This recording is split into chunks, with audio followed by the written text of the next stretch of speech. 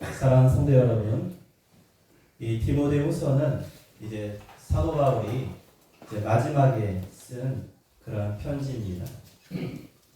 사도 바울이 이 편지를 쓸 때에는 이제 얼마 남지 않은 그의 인생의 마지막에 또한 차가운 감옥 안이었습니다.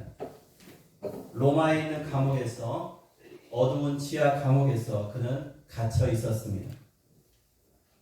이때가 주후 66년에서 67년경으로 그렇게 추정하고 있습니다. 그때는 언제입니까? 여러분, 그 유명한 네로 황제, 로마에다 불지르고 그걸 기독교인이 했다 해서 핍박했던 그 네로 황제, 수많은 기독인들을 콜로세움에 가둬 던져놓고 사자의 밥으로 줬던 그 네로 황제가 마지막 박해를 하던 그러한 시기였어요. 그래서 이제 곧 순교가 다가오는 그러한 즈음이었어요. 그런데 오늘 이 디모데후서를 쓰면서 사도 바울은 4장 7절에 이렇게 고백합니다. 나의 달려갈 길을 마치고 믿음을 지켰다. 나의 달려갈 길을 마치고 믿음을 지켰다. 그러니까 이 디모데후서를 쓰면서 사도 바울은 이제 끝이 옴을 예견하고 있었던 거예요. 그가 30대 전후에 저 다메섹 도상에서 예수님을 배웠습니다. 예수 믿는 자를 핍박하던 그를 사랑하셔서 예수님은 친히 만나주셨어요. 만나서 불러주셨어요. 이방의 사도 삼아주셨어요. 그리고 이제 세월이 30년, 35년이 흐른 거예요.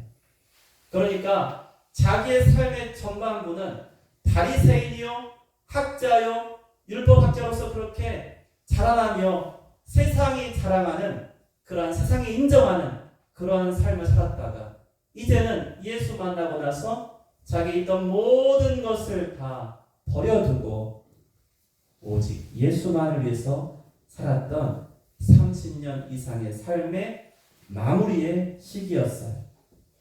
그 마지막에 디모데는 한 사람을 붙잡고 그에게 유언과도 같은 말씀을 전하는 거예요. 바로 그것이 디모데 후서예요.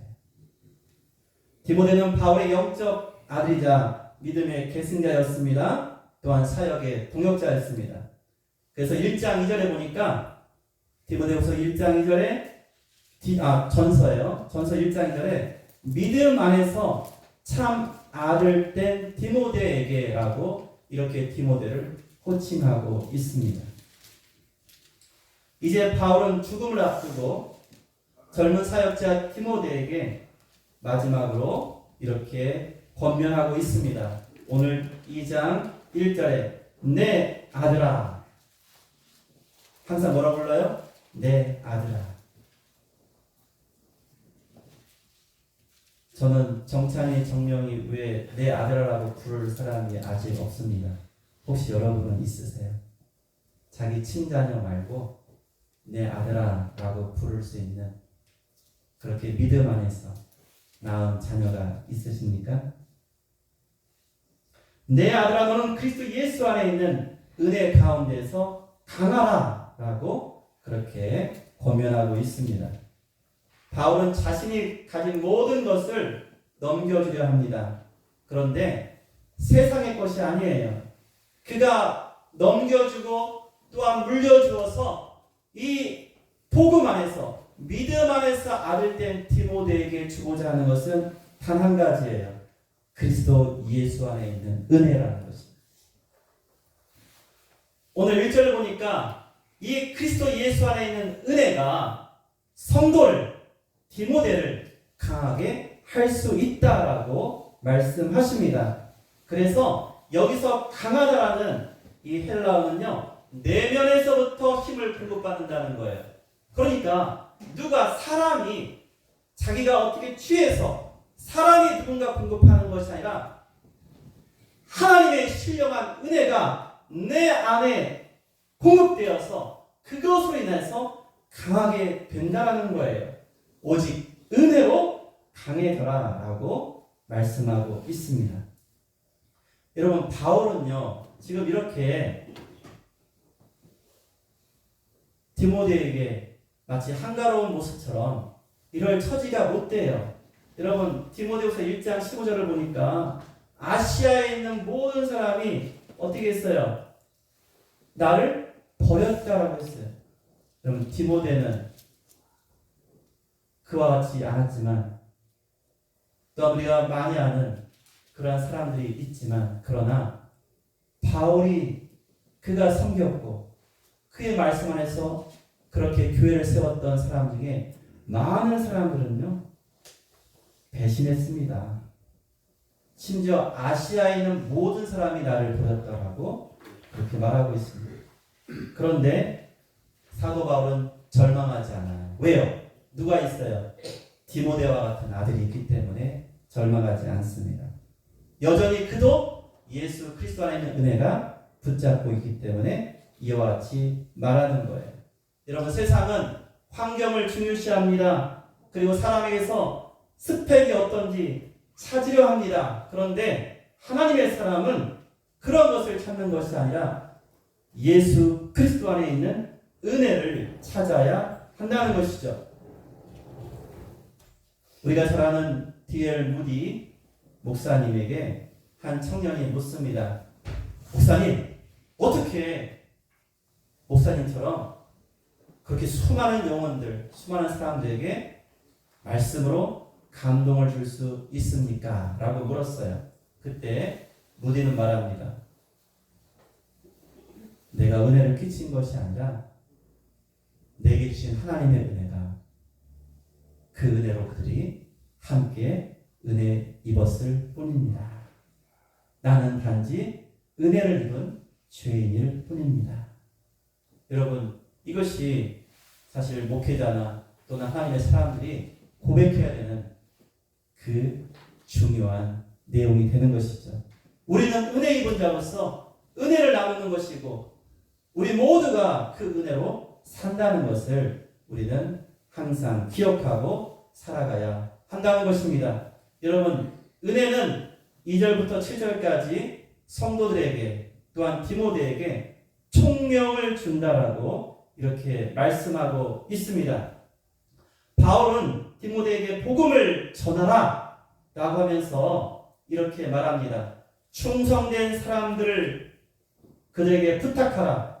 그들이 또 다른 사람들을 가르치리라. 여러분 혼자 하는 것이 아니에요. 여러분 사역을 혼자 하면 안 됩니다. 그리고 중요합니다. 동역해야 됩니다. 세상은 그렇지 않다고 했죠. 항상 우두머리만 있으려고 해요. 다 종으로 삼으려고 합니다. 그런데 진정 여러분들이 자기 자녀들이 커가면서 어때요?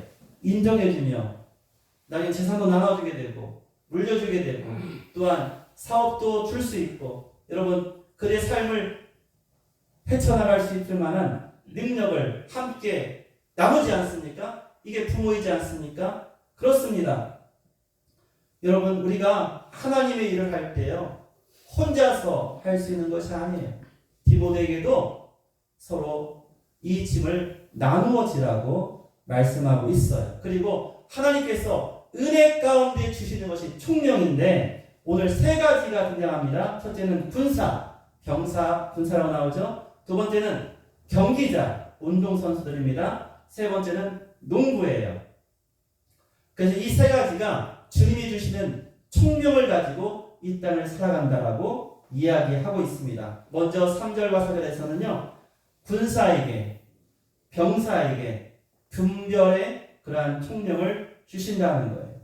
여러분 병사로 복무한 자는 자기 생활에 얽매이는 자가 없습니다. 왜냐하면요. 그의 몸이 나라에 또한 그를 군사로 모집한 자에게 매어 있기 때문입니다. 그래서 자기의 개인적인 삶에 눈을 돌리지 않습니다. 자기의 주어진 그 직무에 충성을 다해야 합니다.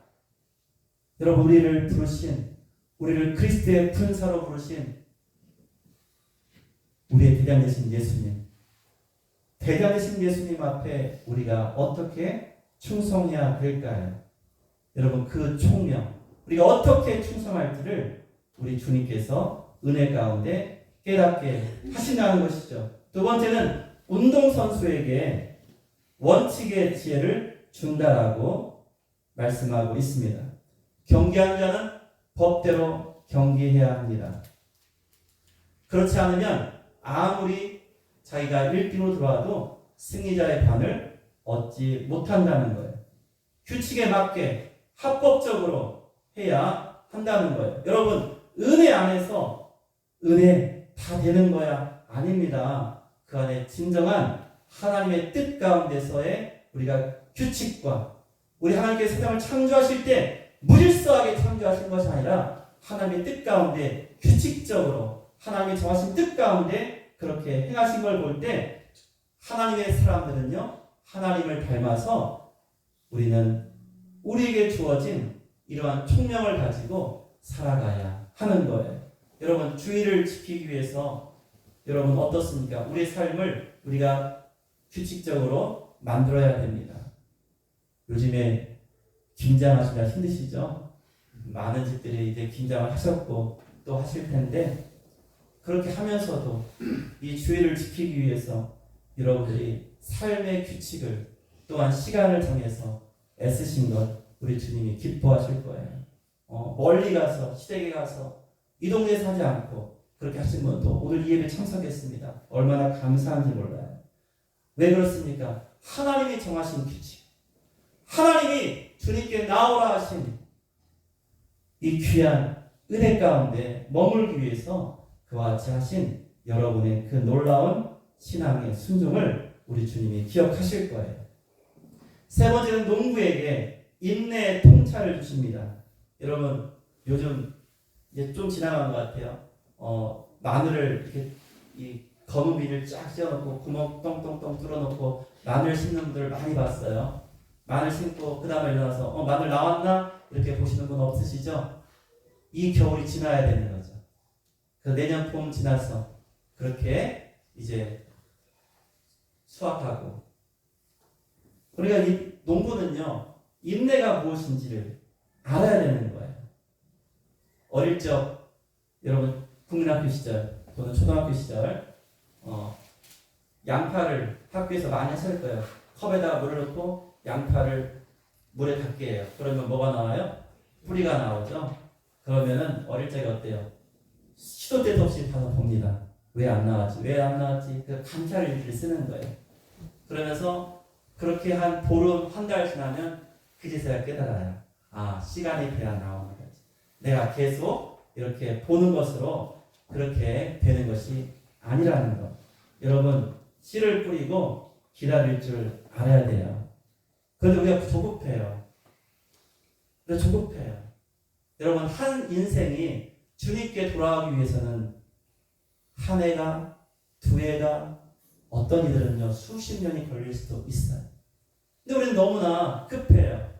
아유, 벌써 몇 번째 세면 축제야. 지난번에 분명히 씨를 뿌렸는데, 아유, 싹도 안 나오네. 여러분, 그럴 수 있어요. 그러나, 분명한 것은 인내하는 그런 농부의 그런 총명을 여러분 우리는 가져야 됩니다. 그리고 반드시 자라게 하시고 열매 맺게 하실 우리 하나님의 은혜를 바라볼 수 있어야 된다는 거예요. 그래서 사도 바울이 디모데에게도 당부하는 거예요. 여러분, 디모데에게도 내 연소함을 업신여김을 당하지 않도록 그렇게 말하는 걸 보면요, 그런 일이 있다는 거예요. 있었다는 거예요. 교회 안에서도 밖에서도, 밖에서는 예수 믿는다고 비판하고 안에서는 디모데가 어리고 아직 연소하다고 그렇게 자신들의 나이의 권위로 다가오는 사람들이 있었다는 거예요. 그리고 씨를 뿌리고 복음을 전하며 그들을 양육하는데 당장 눈앞에 보이는 결실이 보이지 않았겠죠. 그래서 사도 바울이 당부하는 거예요. 농부의 인내라는 이 총명을 내게 필요하다라는 거예요. 그래서 7절에 말합니다. 내가 말하는 것을 생각해보라. 주께서 범사의 총명을 내게 주시리라. 여러분, 이 총명은 뭐냐면요, 하나님의 시각으로 보라는 거예요. 세상을 하나님의 시각으로 보라는 거예요. 이 총명이 뭐와 같은 거예요? 우리가 말하는 지혜와 같은 거잖아요.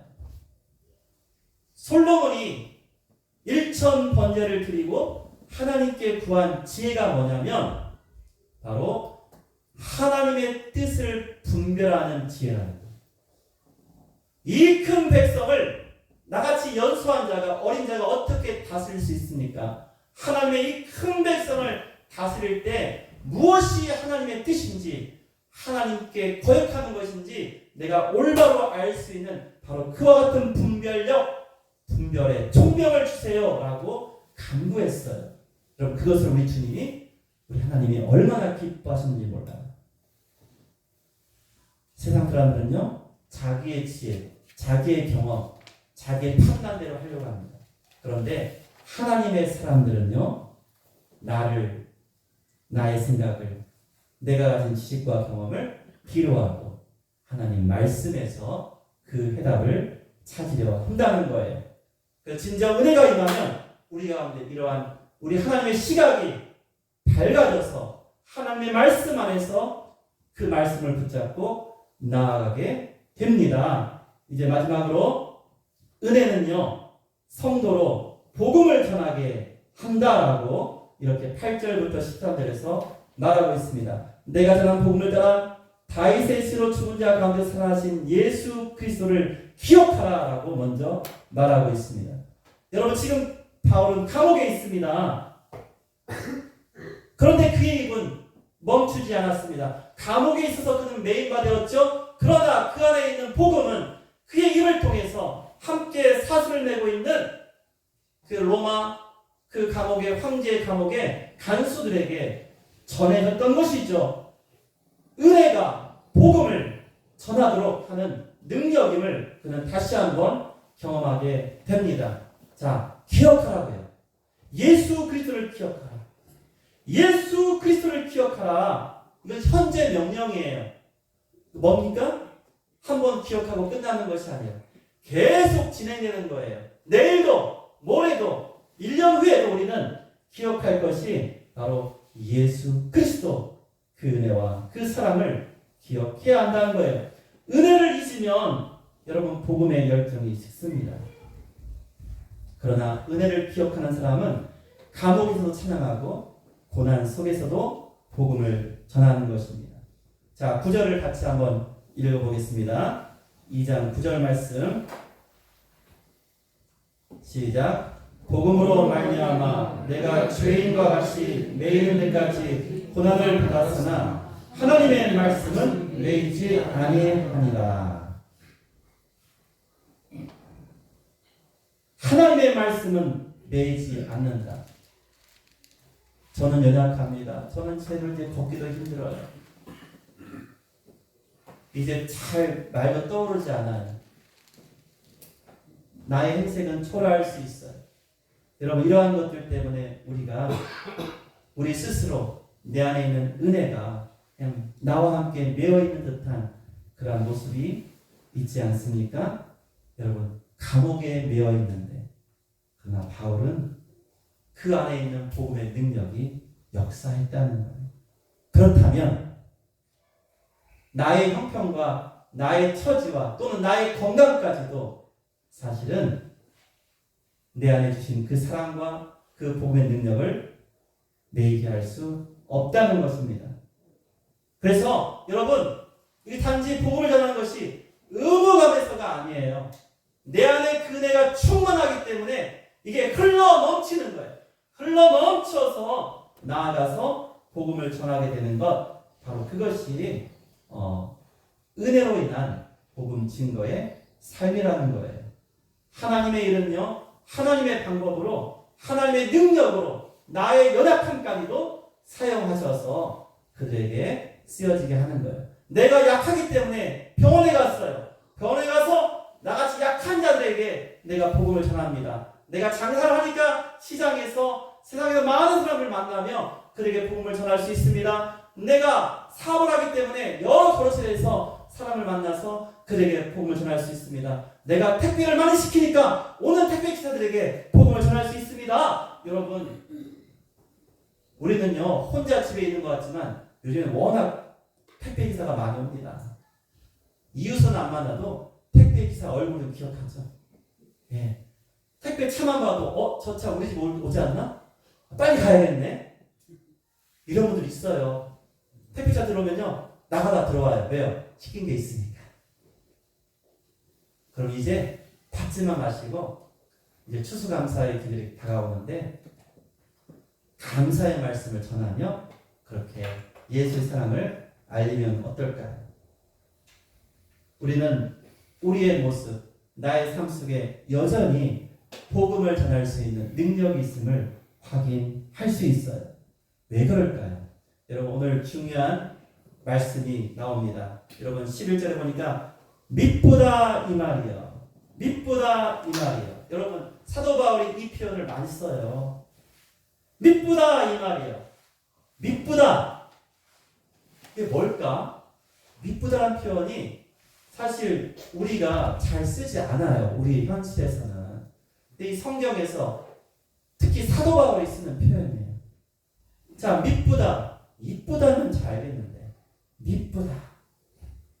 믿보다란 말은요. 하나님의 신실함. 하나님의 신실함. 바로 그것을 노래하는 거예요. 하나님은 신실하십니다. 하나님은 신실하기 때문에 우리 인생은 영원히 충성할 수 없고 또한 나약하고 흔들리지만 우리 하나님은 변함없으신 그 하나님이시기 때문에 그 하나님의 신실함 때문에 우리가 살 수 있는 거예요. 우리가 설 수 있는 거예요. 우리가 말씀대로 행할 수 있는 거예요. 그래서 그는 이렇게 말하는 거예요. 어떻게 말합니까? 우리가 주와 함께 죽었으면 또한 함께 살 것이다 라는 거예요. 여러분 우리가 성찬에 임할 수 있는 귀한 은혜가 무엇입니까? 우리 주님이 죽으셨는데 또한 부활하셨는데 우리 주님과 함께 우리도 죽고 또한 그 부활에 동참한 자가 되어서 우리 주님의 은혜 가운데 우리가 함께 하는 것 아니겠어요? 구주와 함께나 죽었으니 구주와 함께나 살았구나. 영광의 주님과 함께 우리는 살게 되는 거예요. 우리가 주를 부인하면 우리가 세상 가운데서 우리 주님을 인정하지 않으면 우리 주님도 그 심판의 자리에서 인정하지 않으신다라고 하셨어요. 여러분 우리는 믿음이 없고 우리는 연약합니다. 그런데 주님은 믿으세요. 우리 주님은 신실하세요. 우리 주님은 변함없으세요. 그래서 우리 주님은 그러한 믿으신 신실하신 그 성품을 인해서 자기를 드러내신다는 거예요. 부인하지 아니하시고 그 자녀들을 인도하신다는 거예요. 오늘 우리는 예수 그리스도의 은혜가 어떠한지 사도 바울이 디모데에게 너는 강해야 된다. 그런데 오직 그리스도 예수 안에 있는 은혜 가운데 강할 수 있다라고 권면하고 있습니다. 바울의 마지막 부탁입니다. 그런데 지금 여러분에게 또한 부탁하시는 거예요. 은혜가 없는 열심은요 식어요. 표가 납니다. 인간의 열정으로 하는 그 모든 무대는요 어떠한 강단이든지요 허무합니다. 마치 수많은 관객 앞에서 열심히 콘서트를 하고 와 했는데 끝나고 나고 다 가버리면요 그 사람들이요 굉장히 허탈하대요. 그 허탈감이 어마무시한 거예요. 한때는 스타였는데 사람들이 떠나가요. 그러면 그 괴로움과 그 공고함이 사람을 아주 미치게 만든대요. 그래서 연예인들이 마약하는 거예요. 그래서 많이 가졌던 자들이요 넘어지면요 세상에 감당할 수 없는 그러한 넘어짐이 되는 거예요. 그런데 여러분 우리 안에 은혜가 있으니 내가 행하는 것이 작은 일이라도 하나님의 은혜가 있으면 다시 일어서게 되는 거예요. 바로 그 은혜로 살게 되는 것입니다. 비록 계속하고 아무리 찔러봐도 안 될 것 같은데요. 여러분 그러한 나의 열심을 우리 하나님이 기억하시고 하나님이 행하시면 반드시 이루어짐을 믿는 바로 그와 같은 믿음으로 행하기를 원하시는 거예요. 그래서 은혜의 열심은요, 어떠한 세상의 어려움도 이길 수 있다는 거예요. 사랑하는 성도 여러분, 오늘 이 자리에 있는 우리 모두가 다 하나님의 일을 하려고 해요. 그렇죠? 자, 사도 바울이 믿음 안에서 아들된 디모데에게 말씀하신 것 우리에게 정리했으면 좋겠어요. 자, 우리가 약할 때 그리스도의 은혜가 우리를 강하게 하십니다. 우리가 갈 바를 알지 못할 때 그리스도 예수 안에 있는 은혜는 우리에게 총명을 주십니다.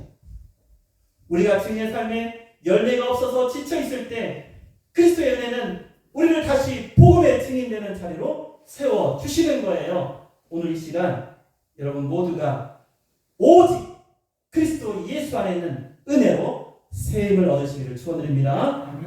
바울의 말로 맺으려고 합니다. 내 아들아, 그리스도 예수 안에 있는 은혜 가운데서 강하라. 아멘. 기도하겠습니다.